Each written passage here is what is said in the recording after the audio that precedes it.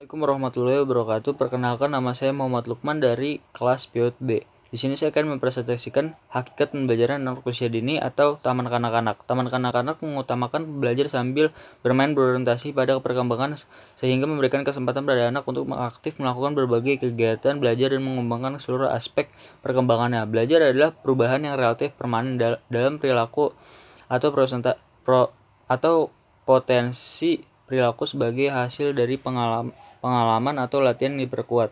Belajar merupakan akibat adanya interaksi antara stimulus dan respons. Seseorang dianggap telah belajar sesuatu jika dia dapat menunjukkan perubahan perilakunya. Nah, guru di sini juga memahami teori-teori dalam pembelajaran. Di sini saya akan memberitahu sedikit tentang teori belajar, yaitu yang pertama, teori behaviorisme. Teori behaviorisme menarik aspek perilaku bahasa yang dapat diamati langsung hubungan antara rangsangan dan reaksi. Perilaku bahasa yang relatif adalah membuat reaksi yang tepat terhadap rangsangan. Reaksi ini akan menjadi suatu kebiasaan jika reaksi tersebut dibenarkan. Dengan demikian, anak belajar bahasa pertama.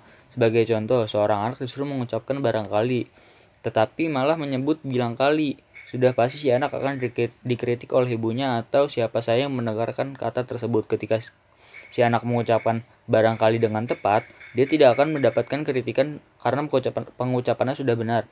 Situasi ini seperti inilah yang dinamakan membuat reaksi yang tepat terhadap rangsangan dan merupakan hal yang pokok bagi pemeroleh bahasa pertama. Yang kedua, teori nafisme. Teori nafisme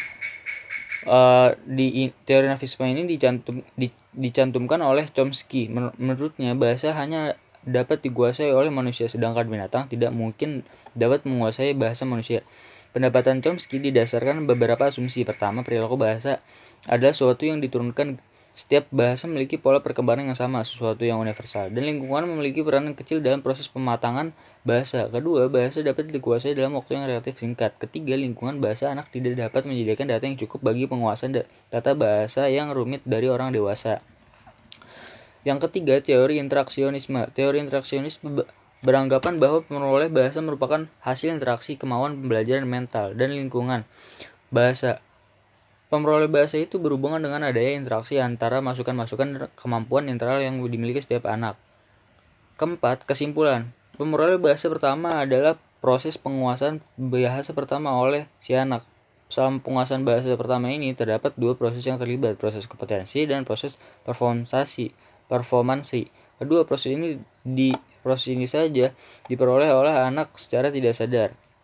Lalu di sini saya akan menjelaskan implementasi teori dalam pembelajaran. Pendidikan anak usia dini adalah pendidikan sebelum pendidikan dasar yang merupakan suatu upaya pemberian rangsangan atau stimulasi hingga usia 6 tahun. Proses stimulasi membantu proses pertumbuhan dan perkembangan agar memiliki kesiapan untuk memasuki pendidikan lanjut. Orang tua serta guru juga harus memfasilitasi anak dalam proses pertumbuhan dan perkembangan supaya proses tersebut dapat berhasil. Dalam pembelajaran mengajar pasti perlu yang namanya berpikir.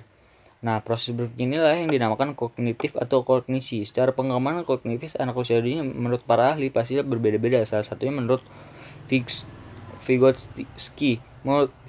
Menurut Vygotsky, konsep teorinya adalah dengan menggunakan zona proximal development adalah sebagai tugas yang terlalu sulit bagi anak, namun dapat dipelajari dengan bimbingan orang dewasa. Selanjutnya yaitu scaffolding. Teori ini membahas tentang pemberian dukungan kepada anak-anak selama tahap-tahapan pembelajaran. Yang terakhir adalah bahasa dan pemikiran. Menurut Vygotsky adalah anak-anak menggunakan bahasa bukan hanya untuk percakapan saja, namun untuk membantu pemecahan masalah. Pembelajaran kompetitif antara siswa tertata dengan baik sehingga mereka dapat berinteraksi dengan teman-teman. Ketika interaksi dengan teman-teman lancar, maka ketika salah satu di antaranya adalah masalah, jadi mereka bisa memecahkan masalah dengan bersama-sama. Pendekatan scaffolding pendekatan ini yaitu dengan pemberian dukungan kepada siswa yang kurang memahami dalam pembelajaran. Jadi ketika siswa belum memahami materi yang disampaikan oleh guru, maka guru harus cepat dan tangkap dalam menangani permasalahan siswa. Paham ada perbedaan dalam pemahaman materi setiap anak pasti memiliki cara pemahaman yang berbeda dalam materi. Hal tersebut adalah wajar. Bagaimana cara anak dalam memahami materi tidak masalah, asalkan anak bisa paham dalam materi tersebut. Orang lain juga tidak bisa menuntut harus dengan cara seperti ini. cara yang sama.